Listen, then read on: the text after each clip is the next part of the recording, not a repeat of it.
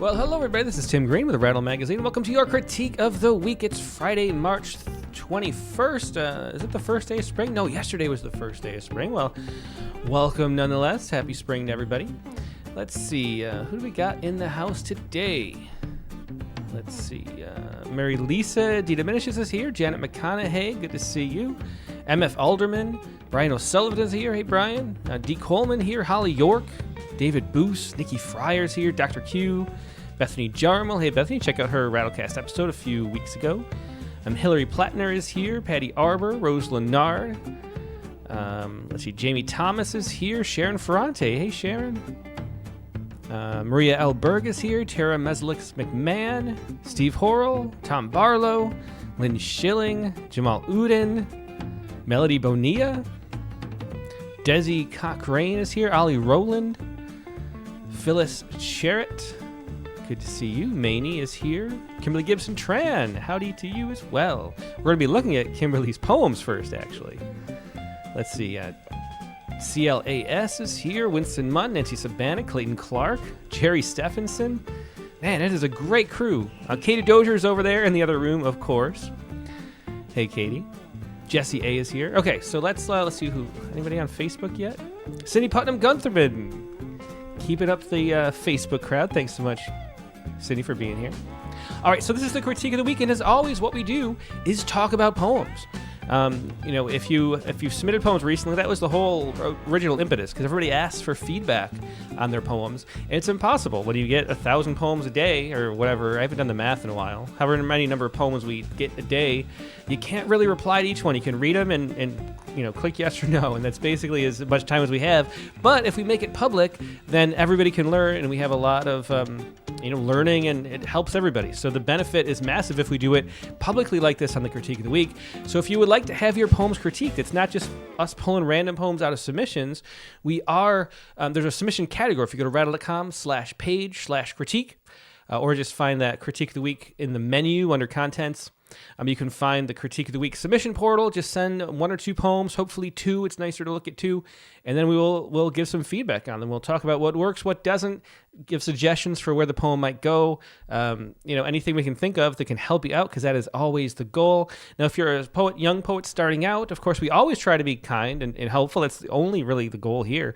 But it's for anybody at any skill level. So if you're just starting out, you don't need general advice. We get a lot of general advice we give out on poetry and how poetry functions. But if you're a veteran like Kimberly Gibson Tran is, who's been publishing some wonderful poems, she says, help me, I've got 2 poems I'm stuck on. And if you got some poems, if you're a veteran poet, know what you're doing, and yet there's some poems that just don't quite work, we can talk about them and figure out how we might make them work. And so that's another thing that we can do. And it's really nice to have a whole variety of poems to look at. That way everybody can be helped. Let's see. And 2 is as Winston Munn says, please do push the like button. It's always helpful. We do have great 60% like to live viewers ratio right now on YouTube. That's really good. But if you haven't clicked the like button, please do. All right. So like I said, today we're going to start out, and we start out with if there's a poet I see on there who participates a lot, we'll put you right at the top of the line, and we'll start out every week with somebody, if we have somebody there who is a regular participant. So that's another reason why it helps to participate. And then we'll go in the order they were received after that. And so Kimberly Gibson Tran, who's been sharing some wonderful poems lately on the Rattlecast, and also a lot of great feedback on the critique. This is her turn to have some poems looked at. And Kimberly says this: Hi, Tim. I've got 2 poems here. The Flame Tree on Banishment and Eat. For the first, I'm struggling. I feel it's unfinished or incomplete on its own. I like my images, but I don't know if there's enough there. Could it work if it communicated with other poems in a collection that were more narrative or used similar images again? But then I wonder why the flame tree should exist and have a voice at all, I guess. So that's what we're going to talk about with the first one. With the second one, I'll come back to the second comment after we take a look at the second poem. Let's look at the first poem first, though. Okay, here we go. Again, this is Kimberly Gibson Tran. Kimberly from Texas, not too far from here in the Woodlands. Okay, so here we go. So again, this is Kimberly Gibson Tran with The Flame Tree on Banishment. In the evening, this tree on the edge of the wild, its blood pool blossoms turn like snowflakes, walk and the carpet ripples like a sea. If I part it, what worlds would move at twig or finger touch? What separation from splendor or call to unceased burning, a curse in prophesied wandering? The diaspora of seed pods rattles when I pick them up, shake them, cracks in the dark bark, down which descend red roads of ants to unknown catacombs, that rain and wind and we destroy relentlessly. They may return, as I can't, rooted to this place I never leave. So that is the first poem by Kimberly Gibson Tran, The Flame Tree on Banishment. So we do get a nice setup and nice images, as Kimberly already mentioned. The Flame Tree. On Banishment is an interesting part of the title, too. Let me make it so I can see a little bit better the comments here. Okay. Yeah.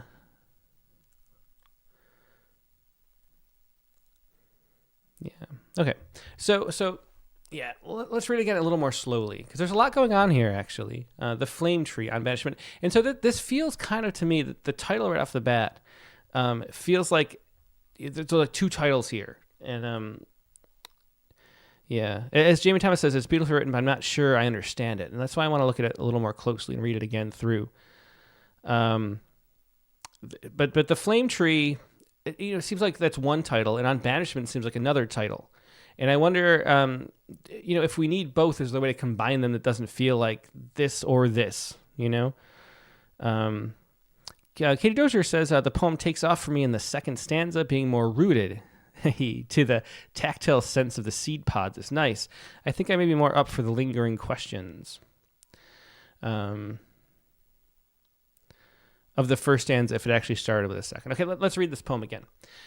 So the Flame Tree on Banishment. In the evening, this tree on the edge of the world, its blood pool blossoms turn like snowflakes, walk and the carpet ripples like a sea.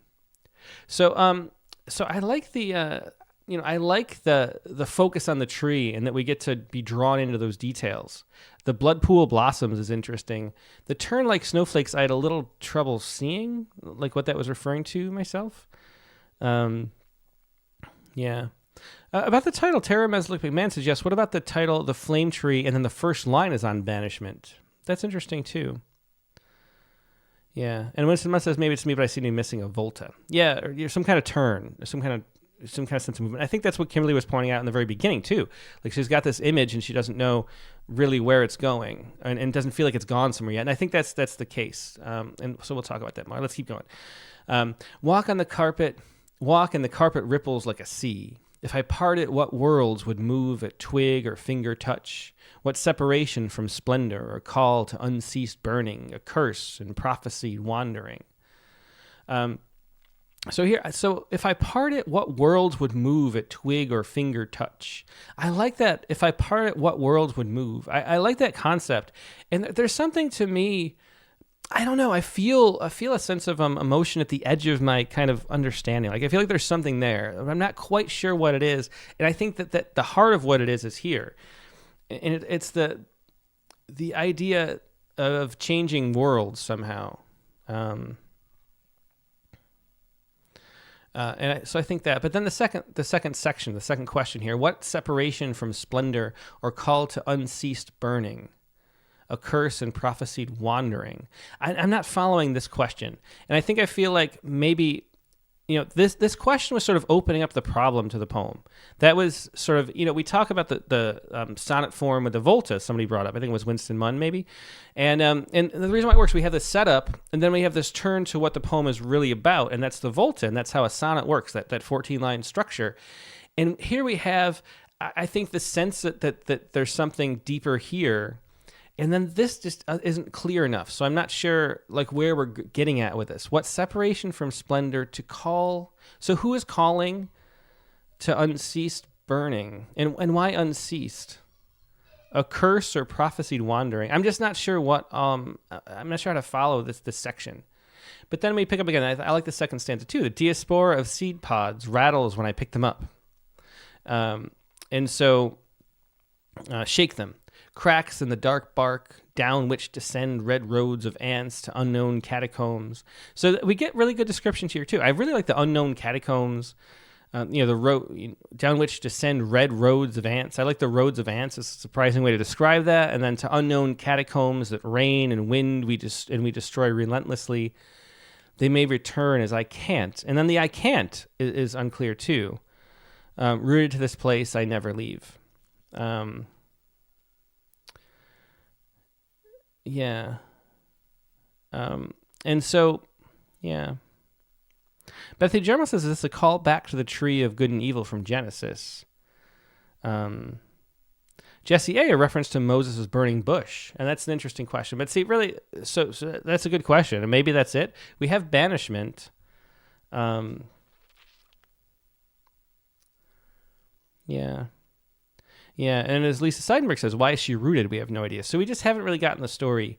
And as as Kimberly herself said in the beginning, wondering if this could be something that works within a series in a book. If it's one poem where we know the surrounding story, it's really different within context. And that could be the case. But right now, as a standalone poem, we just don't have that. And I wonder, how much it is possible to have, a collection of poems where the context gives you enough that it doesn't matter that it's not self-contained within the poem. That's just, I think it's a small percentage of books and poems that do that. Mostly we have poems that sort of stand on their own and then add to a broader arc within the book, is the sort of more common way to do it. But I don't know. I should probably hunt for more examples of things that work. The one that I always mention is that section of poems. Who was it? It was poems about a pop, like a rapper. But I can't remember. But anyway, there was one that it only worked if you knew sort of the whole contents of the book, and each individual poem didn't work, but then it added up to a whole bunch. And I think that's a possible thing to do too. But here I think there's just so much unclear. M.F. Alderman says vague reference to self in second verse, second line, then throws self in at the end, abrupt turn that goes nowhere. Yeah, and Jamie Thomas says I just don't understand the reference. So I think it's a poem that has leaves more questions than answers. And remember, what we want to do is set up a place where the meaning is kind of ambiguous a little bit, or lets us participate in making the meaning as readers. But we don't want the actual facts on the ground to be ambiguous or hard to follow. And I think that's just the best way to make poems work. And here I think, why are we rooted to this place?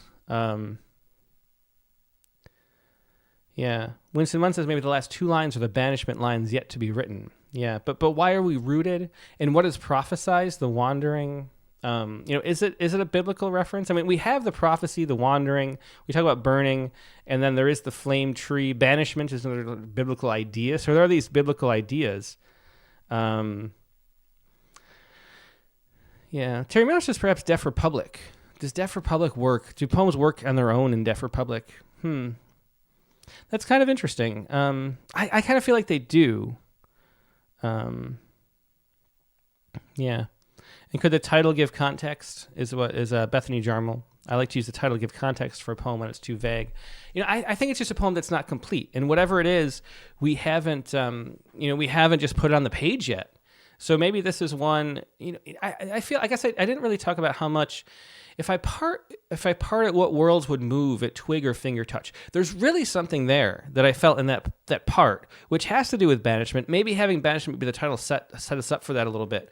But I feel like a sense of a choice, like a stay or go kind of, and two, like a fork in the road, happening. And I feel like there's an emotional weight behind it. It's just that we don't get enough of the details to really connect with it. And so to me, what I would do is take the images that work and try to just write freeing yourself of any expectations, And so start out maybe with this tree, the description, but then run somewhere else. Let your imagination go and see where it takes you. I think it's a nice setup, and there's something underneath, but it's not coming out yet. PMB says, to me, this is about humankind's fall from grace, our expulsion from the garden from God. Yeah. And Winston Munn says, Diaspora references the escape from Egypt, I think. Yeah. And I guess, I mean, with all the biblical references, and we have a lot of, biblical language, even descend and catacombs and things like that. So we have that there, but we don't know, it's set up as like it's a metaphor for some real life, present day situation. It doesn't seem to be directly about, because that rootedness is something that there's a bigger story behind it. And so it feels like the biblical references are being used to explain the situation, but we don't really know the situation. And yeah, as time Malik says, I want to know, Kimberly. Yeah. Mm-hmm. Terry Meslick McMahon says, in Deaf Republic, Ilya says, if I remember right, he made some changes to the poems to make it work cohesively as a collection, a 3-act play. Yeah.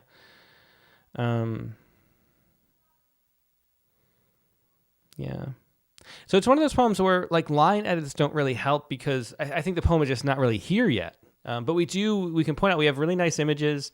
There's a nice rhythm to it. The pacing, the voice are really nice. So I think it's just a matter of getting more of the story out on the page. And if other poems do, get the story out in a series, you get out of this weird place, which I've really never figured out how to deal with because it doesn't really come up for my own writing much. And, you don't see it much. And maybe as an editor you see it, but there's nothing we can do about it, which is that in a book, you don't want to retell the story over and over again. So you don't want to repeat yourself in the book, and yet you want poems to be able to stand up on their own and be self-contained. And so how do you balance those two is a difficult thing. Maybe this is the case where other poems tell what's going on, and this is just a slice, and you just have to accept the fact that it can't really be published anywhere, but it adds to the story. It's hard to tell without knowing, what exactly the story is. But as Rachel Grief says, what's the promised land? What are you going towards?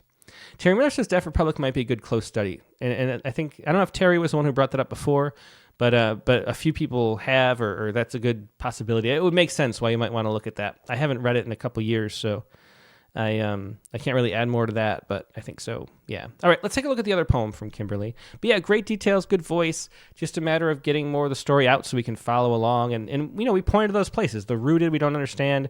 What is the prophecy? Why is the wandering prophesied? Why is the flame? Why is it unceased burning? What does that represent? That aspect of it is what is missing. We can't connect to the poem. Yeah. And Rose Larner says, I love this. Concrete images, the seed pods, the red roads of ants, carpet blossoming like sea. Yeah, all great. So that's stuff to keep. Just push the poem, a little farther into revealing what we're talking about, and then we can connect more to it. Okay. Let's take a look at the other poem that Kimberly sent. And of this poem, I'll continue this note. She said, Eat is one Rattle just rejected on food poem submissions. I've had this poem for a long time and like it, but I'm not sure if it's interesting enough or in the right shape. Are there ways I could make this poem work better visually? Okay, well, that's an interesting question. Maybe we might end up opening up a file so we can talk about the shape a little bit more, but let's read the poem first. This is Eat. And here we go. And I should say with the food poem issue, we ended up having the longest. Because it's a topic that, a lot of people have food poems on. We had more submissions than most themes get. I think it was like 5,000 submissions. Am I remembering right?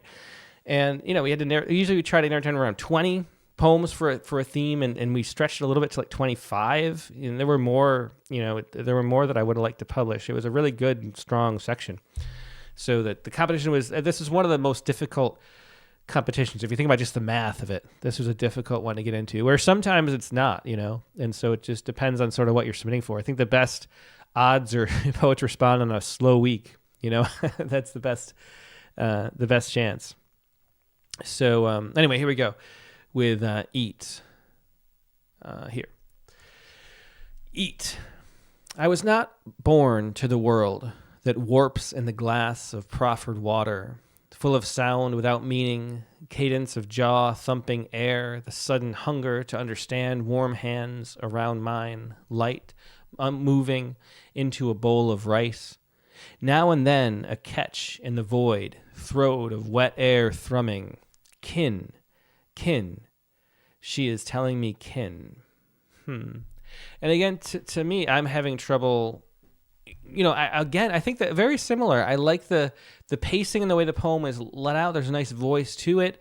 I like the simplicity, but I feel a little bit left out of the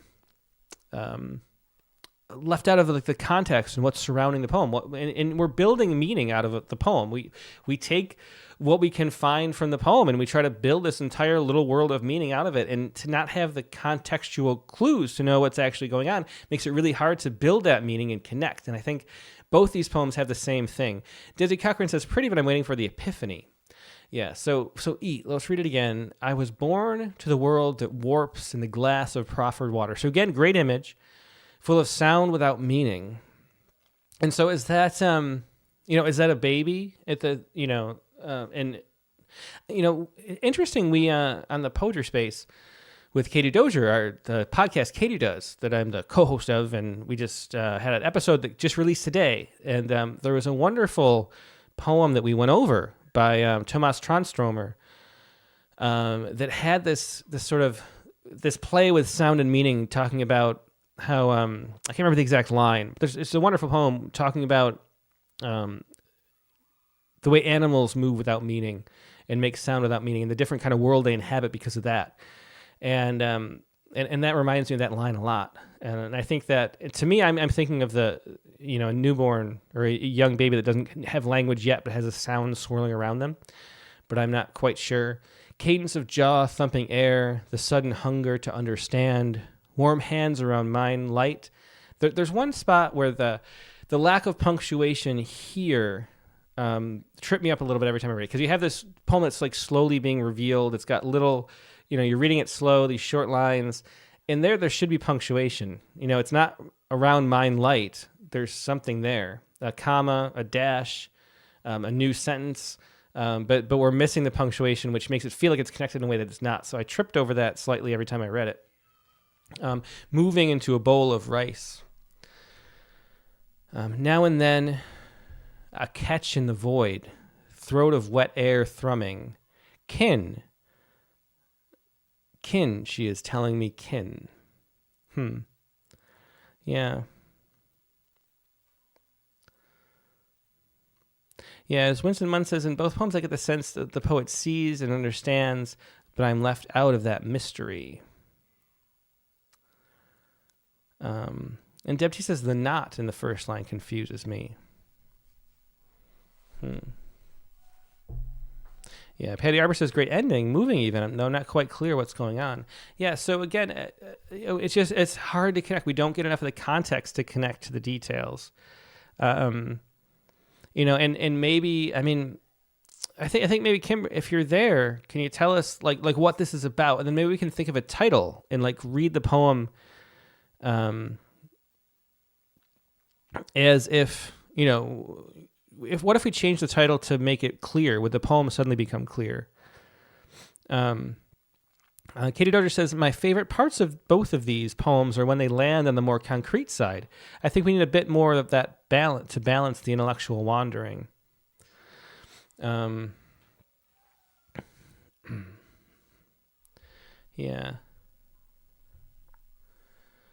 And ask about the kin. Now and then a catch in the void, throat of wet air thrumming. Kin, she says, kin. She is telling me kin.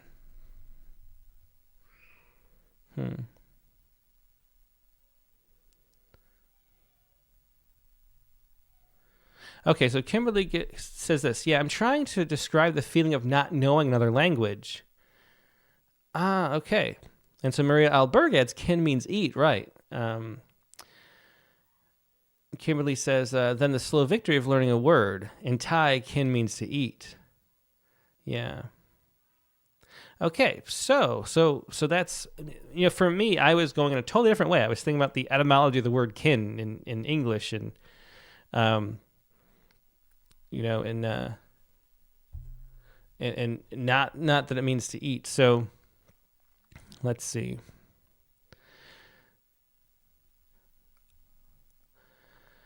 So what if the title was like eating in another language, or like eating in something like that? I think this is a case where the title could let us in enough that we know where we are. Let's see.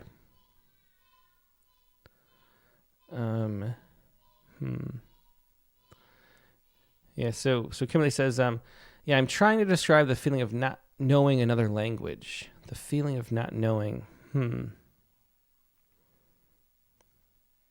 Yeah, Rachel Grief says, I like the double meaning if you know both. Yeah.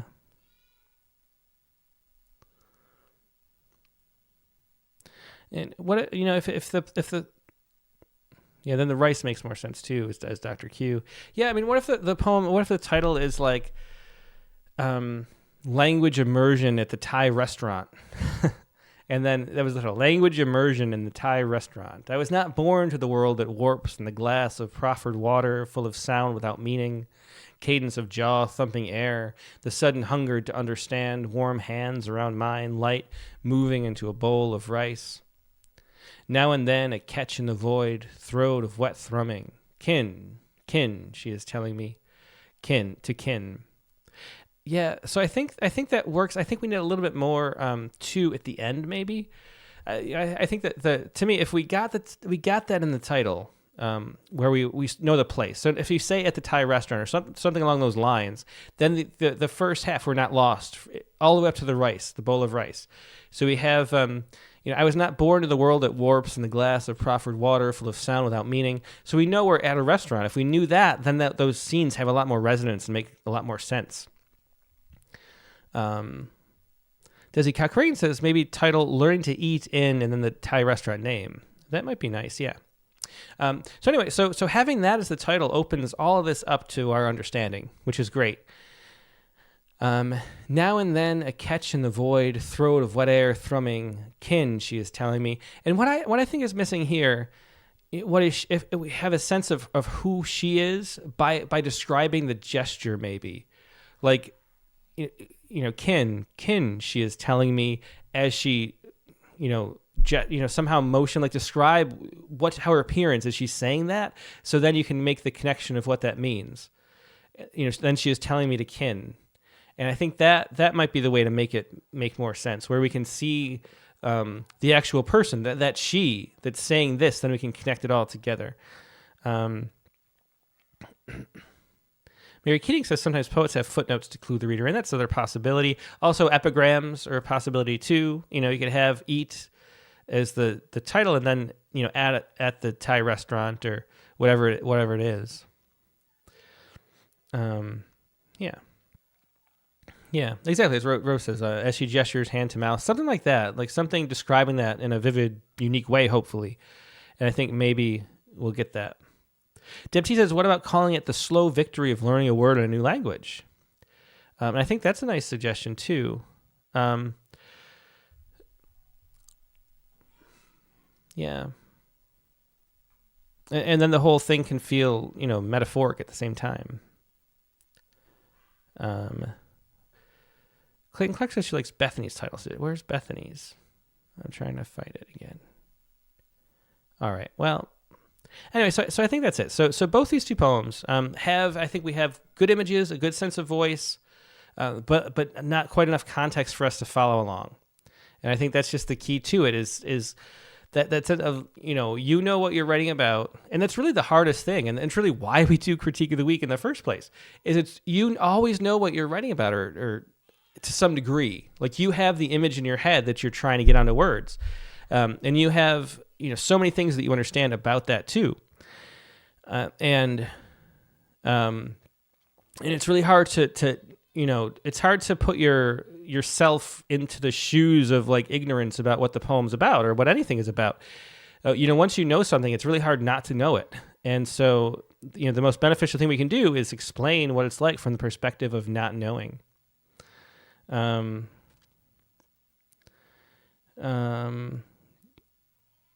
Bethany German says the title idea, My Thai Grandmother Teaches Me a New Word. I like that title a lot too. I think that gets a lot out of it. Yeah, I think that would be nice. Yeah, something like that. Good suggestion, Bethany. I agree. But something that situates us within the poem, so we know where we are and sort of what to take from it. Even if, because what you want is to transfer the experience of having this experience to us in a visceral way where we embody you. We get that, it triggers all that empathy, so we know what it's like in a more profound, intimate way. And because you can describe, I guess maybe this is a way to think about it. A poem is more than the paraphrase. A poem has to be an embodied experience. Like your breath is entering my body to speak and share the poem. And so you're free, because a poem has to be more to be successful. It has to be more than a paraphrase. You're free to paraphrase. Like you can say what the poem is about and then give us that experience. And I think maybe we feel like we have to, slowly be told what the poem is about. But if a poem is working, it's more than that. And so it's okay to tell us what the poem is about, so then we can have the experience without a whole bunch of stuff getting in the way of that experience. So maybe that's a good way to think of it. But both these poems just have that they're not telling the whole story, and so we can't connect with it yet because we're not quite sure where it is until you tell us. And then once once you described it here in the second poem, it really worked a lot better, and we could connect and feel a lot of the stuff you were talking about. Marie Alberg says, 2 more setting and special detail, and the setup may help. I get it because I've lived it many times, but specific objects other than the bowl of rice would bring the reader in. Yeah, I think a few more. You're really good with concrete detail and images, so maybe sprinkle a few more in is a good suggestion too. Yeah. Okay, so that's going to wrap up that part of it. Thanks for Kimberly for sharing those poems, and yeah, good work. It's really nice to have poems you're stuck on. Kimberly writes good poems, but then sometimes we write and we really want to write about something and it's not quite coming across. So it's really good to share on it in a situation like Critique the Week or any workshop group and bounce things off and see how they're actually landing. Okay, let's take a look. And now we're going to go back to the oldest poems in the queue, which is always a bit of a danger. Let's see. And also I decided, because I've so often forgotten until like a week or two later to tell people, I'm just going to say your critique is up. but don't look till tomorrow, because the thing is, the comments disappear for about less than 24, but maybe 16 or 18 or 20 hours, and until Facebook or YouTube filters and make sure there's no porn links or whatever in the comments.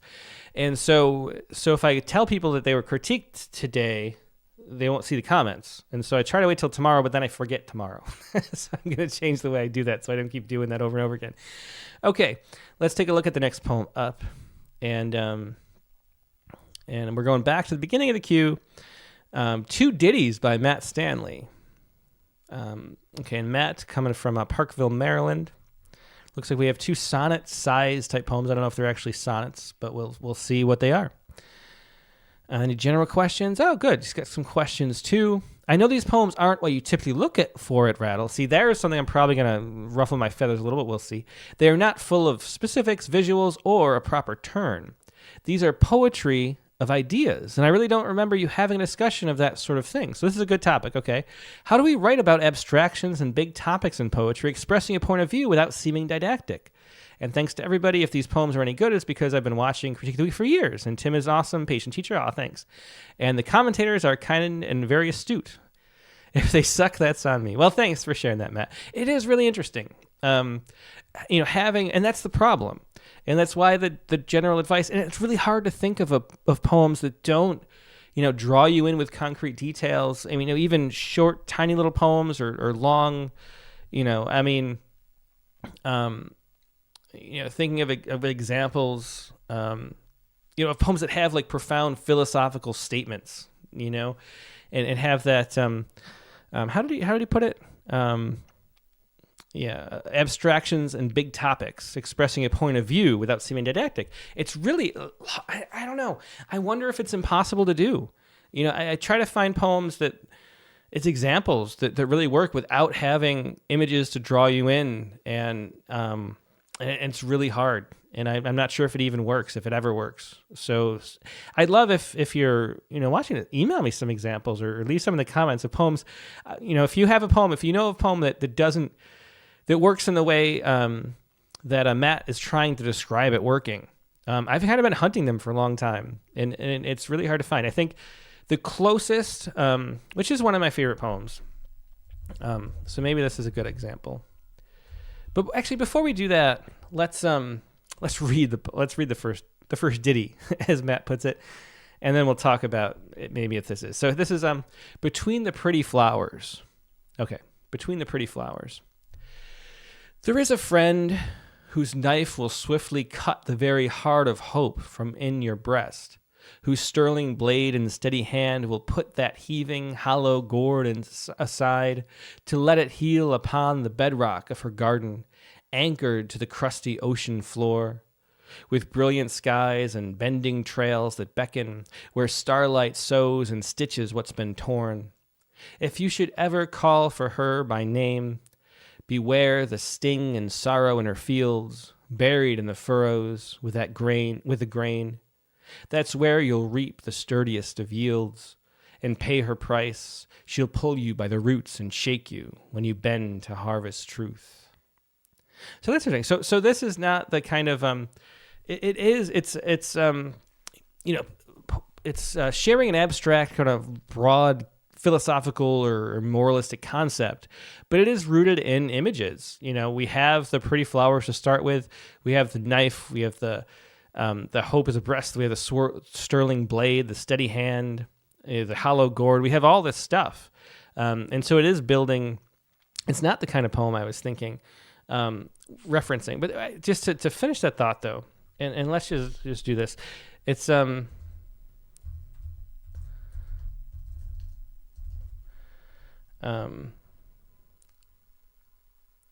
not sure if I'll pronounce this right, but it's the Cavafy poem, C.P. Cavafy, Che fece il gran rifiuto.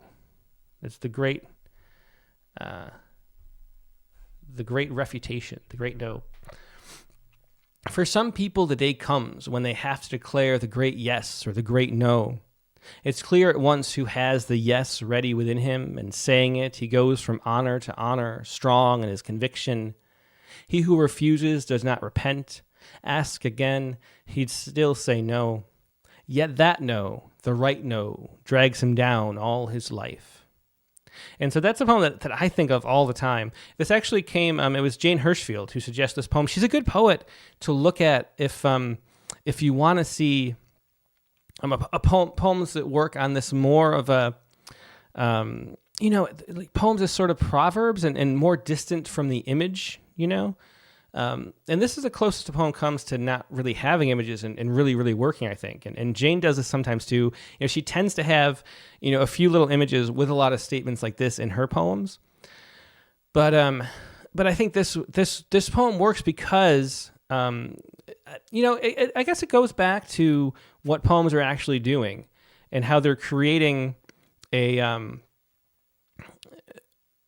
there's the opposite of cliches. They're creating something new. They're creating new meaning.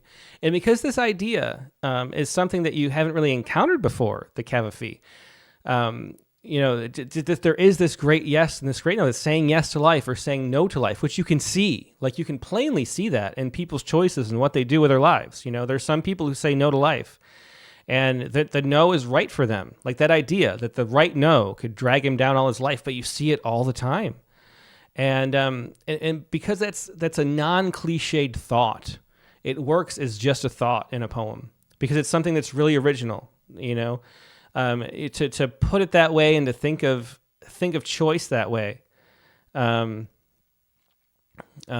so, and that's how you have that kind of poem that works because it's an original, unique thought that makes you think more and it makes you think about your life choices. And Cavafy has this. I think he's a great poet to look at for having more concept than image, I guess you could say. But the problem, but it's hard to do. You have to have a lot of really interesting thoughts, As Rachel Grief says, the image is the person in the poem, and it is. I mean, you can imagine this person going from honor to honor, strong in his conviction, and you can really see it. I think it's an interesting thing because in this poem, you like you have a sense of an archetype. It's sort of describing an archetype, and then you can fill in. It's a rare thing. It's I think bad advice because it's so hard to do in an effective way. To have an original idea, like we so rarely have them as human beings. So many of the things we think are original are just things we heard then forgot we heard, and and patterns that we've seen before, and everything. There's nothing new under the sun. and so having a unique thought is really unusual. And yeah, and it's the thing. It's not just the great yes or the great no, but that idea, as Melody Bonilla says, of the right no. Like, what is the right no, and how is it still right? And there's a not to that. There's sort of a koan in that, which I think why Jane loves it so much too, as a Buddhist poet. And that there's that, and you can look at too. And another thing, you can look at is Zen koans, which work in a lot of the same way, where they give you this little intellectual not to think about and think about and think about, and how your assumptions about that undercut the way you've been thinking about things in the past, and they give you a lot because it's a really unique thought. And so yeah. So anyway, so that's that poem. I think it's one of the great poems ever because it really changes the way you think about your own decisions every time you make them, or at least for me, it has. And so it's sort of a touchstone kind of poem. But this poem does, like I was saying, have, for Matt Stanley, once again, we'll go back to this, it has a lot of images. And so, yeah, so let's read the poem again. It's been a bit. Between the Pretty Flowers, which is an interesting title. It seems like a leap from that to the content. Between the pretty flowers, there is a friend whose knife will swiftly cut the very heart of hope from your breast, whose sterling blade and steady hand will put that heaving, hollow gourd inside to let it heal upon the bedrock of her garden. Anchored to the crusty ocean floor with brilliant skies and bending trails that beckon, where starlight sews and stitches what's been torn. If you should ever call for her by name, beware the sting and sorrow in her fields, buried in the furrows with the grain. That's where you'll reap the sturdiest of yields. And pay her price, she'll pull you by the roots and shake you when you bend to harvest truth. So, yeah.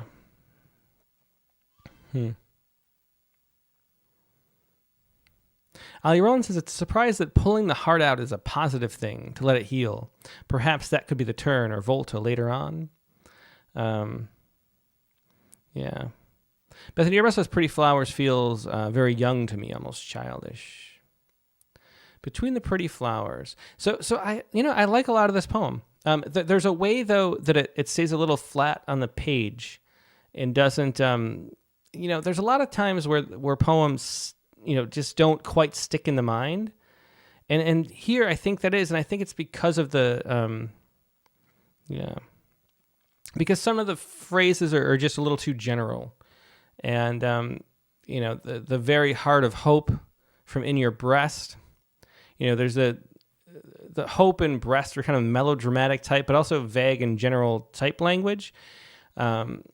Whose sterling blade and steady hand will put that heaving hollow gourd. I love the heaving hollow gourd, though, to let it heal upon the bedrock of her garden, anchored to the crusty ocean floor. And I guess, the crusty ocean floor doesn't fit. I think that was what Sony was just saying, too, in the comments, that image, it leaves the garden so much that it feels out of place within the poem, which has all the harvests and things like that, and the roots and whatnot. Yeah. Huntmuck says Spurn, love poem. Yeah, and Colin Sandberg says, I think breast and beckon feel a bit archaic. Chest, I think, would be a better replacement for breast. Not sure for beckon. Yeah. Yeah, I think that's true. Yeah. Whose sterling blade, where we go. If you should ever call her by name. And so if you should ever call, and the her is, remember, the friend whose knife will swiftly cut the very heart of hope from your breast, whose sterling blade and steady hand will put that heaving hollow gourd aside to let it heal upon the bedrock of her garden. So beyond the fact that there's some, archaic language and some flat language and some, misplaced imagery in the poem, that feel like it just feels a little bit. It just doesn't make it connect as much as it could. But the rhythm and the pacing and the thoughts are really interesting. But it is a little bit hard to follow. Somebody said it's a poem of spurned love, and I'm not sure if that's what it is or not. So if you should ever call her by name, and she's the friend who will, tear your heart out and, let it heal upon the bedrock of her garden, So that's who we're talking about. Beware the sting of sorrow in her fields, buried in the furrows with the grain. That's where you'll reap the sturdiest of yields and pay her price. She'll pull you by the roots and shake you when you bend to harvest truth. Yeah, and so as Mary-Lee says, it's pretty, but I'd like to know who the friend is and what is the relationship. The friend is truth, says Patty Arbor. Yeah. And then as PMB says, I have no idea what it's about. And that's the thing. It's, Kimberly Gibson Trent says this is a poem about being friend-zoned. And that's what it sort of feels like to me on one level, but some of the things, in the same way that the ocean floor feels a little out of place, some of the ways that's described feels out of place about that. And so, yeah. And so I'm just not quite sure what to make of it because of that. There's a friend whose knife will swiftly cut the very heart of hope from your breast, whose sterling blade and heavy hand will put, I like that sterling blade and heavy hand, there's a nice rhythm to that, will put that heaving hollow gourd aside to let, I like that line too, to let it heal upon the bedrock. But what does heal mean? Heal upon the bedrock of a garden anchored to the crusty ocean floor. I think that the crusty ocean floor, I would just cut this line and redo that one. With brilliant skies, again, the brilliant skies, it's got some of these phrases that just are so, they don't stick at all. They're just completely unsticky. Brilliant sky. I've read it 3 times. I think it's the first time I noticed it because it's a vague kind of phrase. So that's not doing the poem any help either. With brilliant skies and bending trails that beckon, where starlight sews and stitches what's been torn. I like that line. If you should ever call for her by name, beware the sting and sorrow of her fields. And so how is the sting and sorrow from her fields, how is that different than how is that not just repeating the same thing with her sterling blade and steady hand and putting this, she's already ripping your heart out of your chest or dissecting your heart or, operating until your heart's out of your chest or whatever. How is that not like a stinging sorrow already in her fields? Where is, I guess somebody already said, where's the volta? But yeah, it feels like it's the second half of the poem is repeating the first half of the poem, like what we've already established. But anyway, that's where you'll reap the sturdiest of yields and pay her price. So the sturdiest of yields seems to be where the sort of change is, the volta. She'll pull you by the roots and shake you when you bend to harvest truth. Yeah. Terry says, I think this poem, this is a poem about a poetry professor. That's interesting.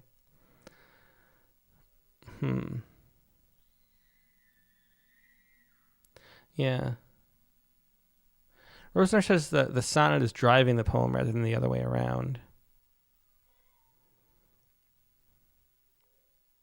And Chelsea McClellan says, we go from the heart healing to beware paying her price. I like to hear what the price is. Did I miss that? Yeah. I don't know. So there's a lot of questions that it just feels, I guess I think I go along with what Rose said, is that the form of the sonnet is pushing it more than it should. And so we don't have a sense of a clear, it's a moral message, but it's not quite clear what it is. And not in a way that feels like there's a complication. It's not like the right no, that kind of really complicated, what does it mean to be the right no type thing that you can chew on and chew on. It's literally so truth is being harvested. But what is the truth about? And I still don't know if it's a poem that's about, spurned love, somebody who's just friend zoned, as someone put it, or is it about a friend that tells you the truth, even, the kind of friend who will tell you that you have broccoli stuck in your teeth or whatever, and it's a truth that you don't want to acknowledge, but they'll tell you. Is it just that? I'm not quite sure. And then, and what is the price? The price is knowing an unfortunate, I don't know. It's just a little bit unclear. So, yeah.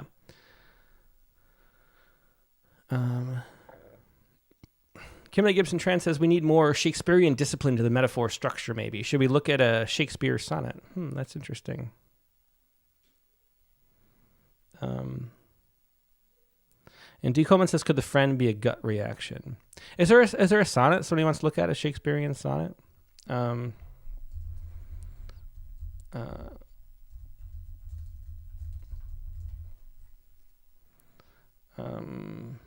Let's see. Oh, I don't want a Wikipedia page on them. I just want like a random example.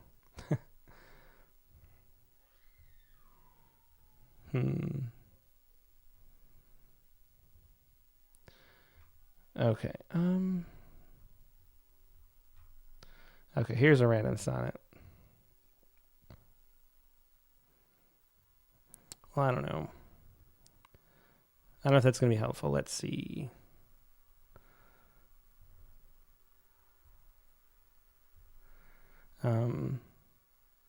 Jess McGlynn says you do have a great ear for a meter. Yeah.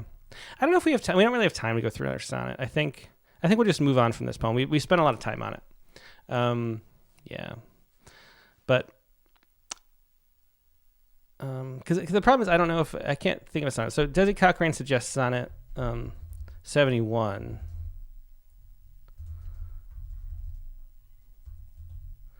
And well, let's read it. I mean, I don't know if it's going to be a one that works as an example is the problem. But we'll see what it does. This is a courtesy of the Poetry Foundation. Okay, sonnet 71. No longer mourn for me when I am dead. Then you shall hear the surly sullen bell give warning to the world that I am fled from this vile world with vilest worms to dwell. Nay, if you read this line, remember not the hand that writ it, for I love you so, that I and your sweet thoughts would be forgot, if thinking on me then should make you woe. Oh, if, I say, you look upon this verse when I perhaps compounded am with clay, do not so much as my poor name rehearse, but let your love even with my life decay, lest the wise world should look into your moan and mock you with me after I am gone. Yeah. And so, yeah. And so for this, I think, we're not lost at all. And there is a lot of like moralizing and that sense of sort of like being didactic, but we know where we are the whole time and we can just enjoy the language, and Kimberly Gibson Trent says, so this sonnet narrows its images, themes to death and writing. Yeah. But I think the thing is where you stand the whole time, and what you're left to wonder is how its themes are tighter, says Kimberly. Yeah. So we know the theme, we know what we're talking about the entire time. We're not confused or lost at all in this sonnet. And what we're left to wonder, I think, and where the ambiguity is not in what's going on, not what's being said. Like it doesn't literally we aren't like, what's going on here? We're like, how serious should we take him? I think that's the most interesting part of the sonnet is, is he speaking truthfully? When he says, no longer mourn for me when I am dead, then you shall hear the surly sullen bell give warning to the world that I am fled from this vile world with vilest worms to dwell. Yeah. And so it's very focused in what it's talking about, and then lets us think of the implications of that. And that's where the mystery and ambiguity lie, in the implications of what's being said, not in, Rose Lenar said it feels like each line is adding to the narrative. Yeah, exactly. Yeah. So, yeah. And also, I feel like each line is adding to the narrative, says Rose, and not just padding to make the rhyme in 14 lines. Yeah. That's part of it too. It feels like the perfect size container. And so as an example, and if you look back at the Cavafy, we're never lost in the Cavafy either. For some people, the day comes when they have to declare the great yes or the great no. So we're talking about people in general. We know we're talking about the day that comes when they have to say yes to life or no to life. It's clear at once who has the yes ready within him, and saying it, he goes from honor to honor, strong on his conviction. So we know, there's this thing. Some people say yes, and they go from, they reward it over and over again for saying yes over and over again. Like we know exactly what's going on. But then there's the turn, because this is a sonnet structure in this poem, even though it's 8 lines. He who refuses does not repent. Asked again, he'd still say no. Yet that no, the right no, drags him down all his life. And that's the thing. So it's like, just like the Shakespearean sonnets we looked at, every line adds to the story. We're never lost. Nothing's obscured. We're just being told this. You have this to think about. You have this to think about. Now, what about this part too? And that's really the structure of the poem. And then we can gnaw on that and think about what that means for a long time. And so I think that's why that works. And I think that's what's sort of missing from this poem, is the sense that, they were on board the train the whole time, Okay, let's take a look at the second poem. And next up is this. A newborn whispers in Tada's ear. What if I told you that I fell from the sky, through fields of black poppies that bloom in the night, recast and reborn and still dripping wet, exhaled from the river of forgetfulness? What if I told you of untroubled seas far beyond the slumber of turbulent dreams, with no misfortune, no fear or regret, without sorrow or pain, and no loneliness? What if I told you that all is forgiven as you receive the quietest of heavens, summoning all who would dare draw a breath? Come back to the river of forgetfulness. Yeah. So, it's coming up to turn. Oh, a lovely first stanza in the second poem. This poem has a lot more. It doesn't have that same problem. Like I know what's going on. Partly because of the title. We already talked about titles a lot in this critique of the week. But a newborn whispers in Tada's ear tells us like sort of all we need to know for the setup. Yeah. Terry Miller says, where are the question marks? I think that's an interesting question, no pun intended. I think it works to have questions without question marks sometimes, because it leaves them in this sort of space between rhetorical and and real questions. It sort of lets them be both at the same time. So what if I told you that I fell from the sky through fields of black poppies that bloom in the night? And again, a great sense of rhythm. I'm really enjoying the meter in the poem. So good use of form and language. Exhaled from the river of forgetfulness.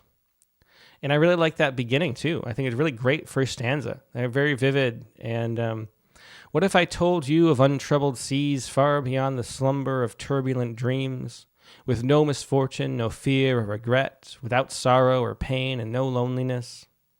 What if I told you all is forgiven as you receive the quietest of heavens, summoning all who would dare draw a breath? Come back to the river of forgetfulness.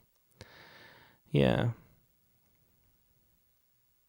Wayne the Poet says, interesting from the baby's point of view, if the little one could talk with us. I guess we forget that. But see, here we like we like the fact that we're on board the whole time, And so in addition to the nice music, which everybody's talking about, which is great, we know what's going on. I think, to me, what's missing here is that the last stanza isn't as strong as the rest. I like the repetition of "come back to the river of forgetfulness." But interesting. PMB says the river of forget might work even better. Exhaled from the river of forget. Yeah, I think that's actually nice. Yeah, and so I like the turn to come back, but I think the the falling from the sky through the fields of poppies and that bloom in the night, and dripping wet from the river, all that stuff, that's very vivid. But what if I told you that all is forgiven as you receive the quietest of heavens? Like, we've repeated the same kind of thing, that it's peaceful in the non-life realm, whatever that is, whatever that mystery is, but we've repeated that a bunch, so it just feels like we're going over the same thing again in a weaker way. What if I told you that all is forgiven as you receive the quietest of heavens, summoning all who would dare to draw a breath? Come back to the river of forgetfulness. Yeah. David Booth says, reference to Lethe, the river in Hades that causes you to forget your past. But why the invitation to that? Yeah. Chester McClellan disagrees, going to respectfully disagree and prefer forgetfulness. Yeah. Yeah. I don't know. I could feel the poem going both ways. We have, with forget, we have the opportunity to utilize rhyme a lot more because, fullness is a tough rhyming word. And I wonder about having a little more rhyme strong, like in a closing couplet type thing. Yeah.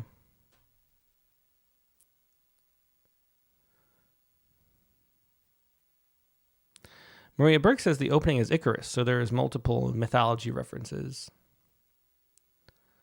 Is that necessarily? I mean, a lot of people fall from the sky. And Rachel Grief says, I'm not sure what the infant would have to forget, though. Yeah, I mean, there's that, too.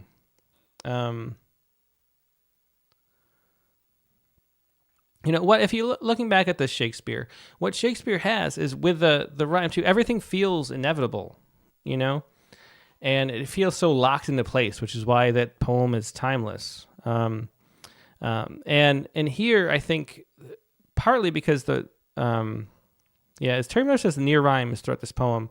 The rhyme isn't as consistent, and we have some repetition that's like filling the poem out a little bit, and I think.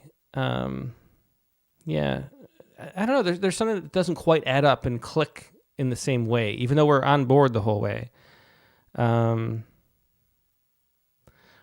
says, so is this the whisper of death calling to Tata via the newborn? Yeah, I mean, I think that is. I think it's come back. You'll be returning from whence I came, soon. I think that is my interpretation of it. But it's a poem. It doesn't quite live up to what it should be. The end should be really haunting and kind of like stick with you. And I think, because the third stanza isn't as strong as the first stanza, we don't end up with the same effect of that. So I think, like, what if I told you all is forgiven? And maybe it's being tired of the what if I told you repetition too. I wonder if we could do that differently so we're not sort of forced into the same structure is a possibility. Yeah. So I don't know. What if I told you that all is forgiven as you received the quietest of heavens, summoning all who would dare draw a breath? Come back to the river of forgetfulness. Yeah. So,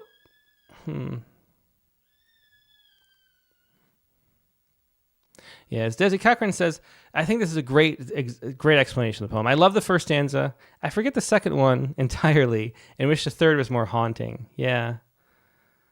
Yeah, and Clayton Clark says, I feel like the third stanza should not be a what if. Yeah. And David Boosigan says the first stanza has concrete images, which is part of its strength. And I wonder, and the others contain more abstractions. And again, it's not just that I, say that it's good to have concrete images. It's that they actually affect you in your mind more. They actually stick. Okay, let me. So that's I think it's really well said for this whole poem. That the first stanza works the best. Make the other three as strong, and the third one should be really haunting.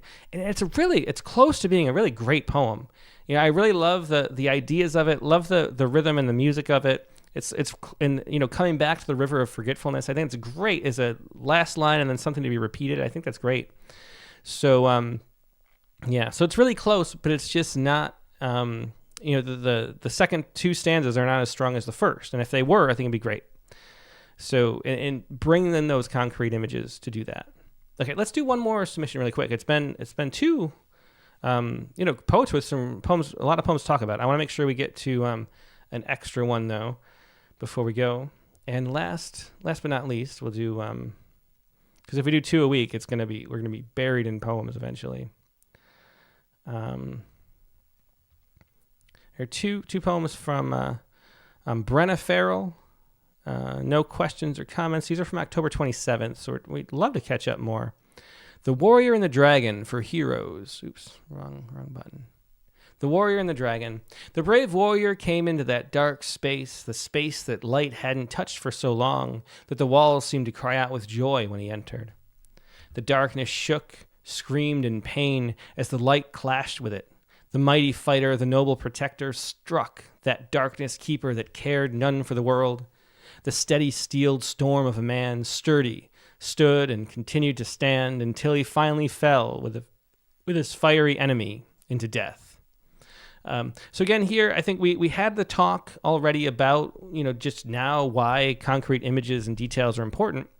And so we have a sort of, vague, the darkness shook, screamed in pain as the light clashed with it. Like that's not vivid descriptions that paint the world for you.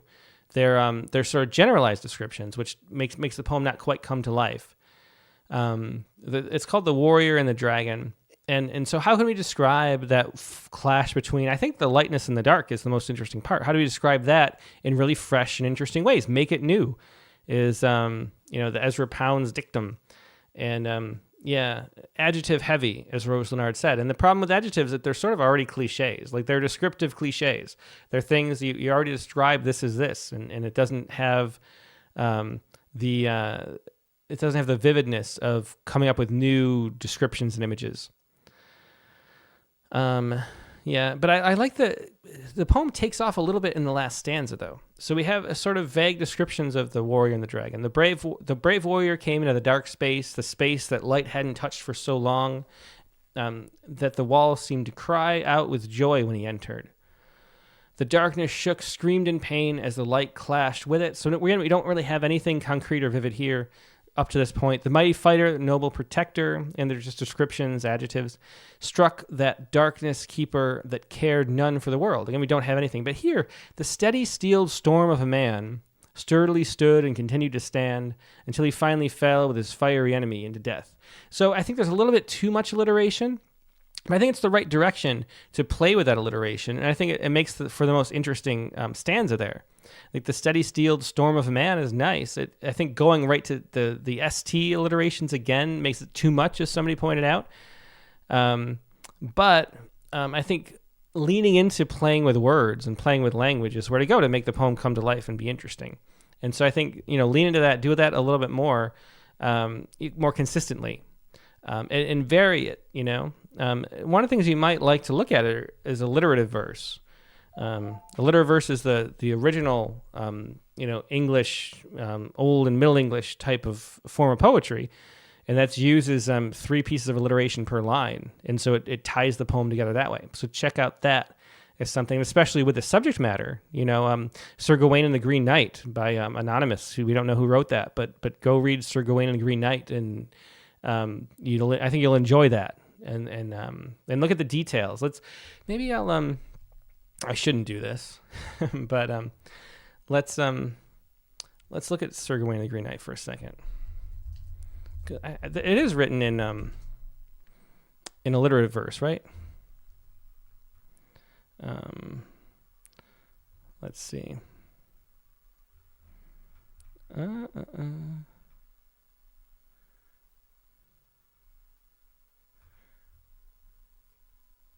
Let's see. Is this right? Yeah. Okay, here. This is Sir Gawain and the Green Knight. Good poem. I think you'll like this if you haven't read it yet. It's at the beginning. Since Troy's assault and siege, I trow, were overpassed to brands and ashes burnt that stately burg at last. You see the alliteration, how it's so heavy with alliteration?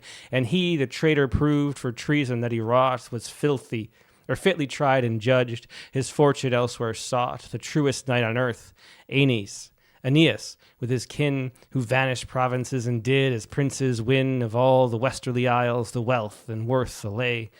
Anyway, so the way that plays with sound, play with sound, have fun with alliteration, go to town with it. Don't, make the poem interesting. I think that's a key. Okay, but we don't have much time, so I just want to look at that really quickly. Let's take a look at the second poem here, a very short one. Prodesi non nocere, something like that. We have the translation for those who are valiant. Brave and valiant souls aren't born but grown. To want great goals, to love it shows. Even in the darkest holes forlorn, alone, brave and valiant souls will reap what's sown. So here we have another poem, similar. We're trying, I guess all 3 poets today No, not two. Kimberly was doing something different. Never mind. But the last two poets have been trying to have these, more abstract, talking about broader concepts. And if you're going to do that, you have to have other ways to make the poem memorable. And so go look at that Cavafy for this. Brave and valiant souls aren't born but grown. So that can be, if that's an original phrasing and we develop it more. I think it's not quite, it's too cliche. Brave and valiant souls aren't born but grown. If we were to develop that and push deeper into it and make every stanza expand on that thought and take us on a journey, like mulling over that thought, I think the poem can work on that level. But we get in the pattern of sort of repeating ourselves in different ways without saying anything new. Again, it's really hard to say something new. So to want great goals, to love, it shows.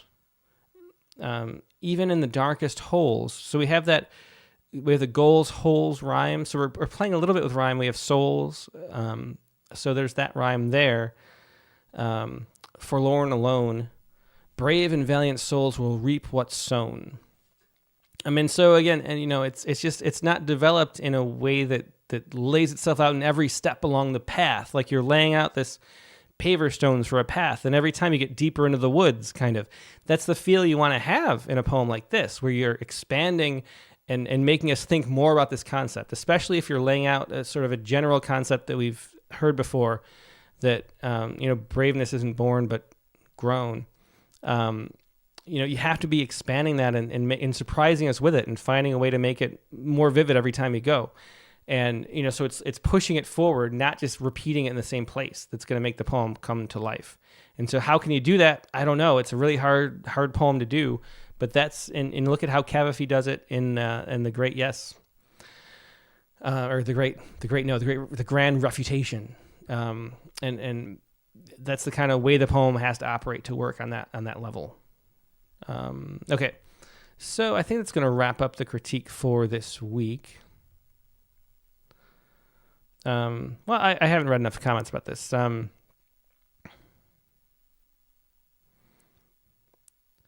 So for Chelsea McClellan, a good suggestion, Strong Stress, Alliterative Verse, a great book of that, Learning the Secrets of English Verse by David Rothman and Susan Spear. So check that out. Almost Syllabic, says Rose Leonard. Miria Berg says, interesting that two poets in a row are living at the Renaissance Fair. It is. But it is interesting. There's a whole world of poetry that's there, and people who fall in love with poetry through that language. And the interesting question is how to keep that going, and how to make that modern and make people, not just repeating the past, not just having like the vintage car, but making, something new and taking advantage of what we have today at the same time. And if you can do that, you can have really something powerful on your hands. Kimberly says the poem feels like it's summarizing a fairy tale, but I don't know the story yet. That's a good way to put it too. Sharon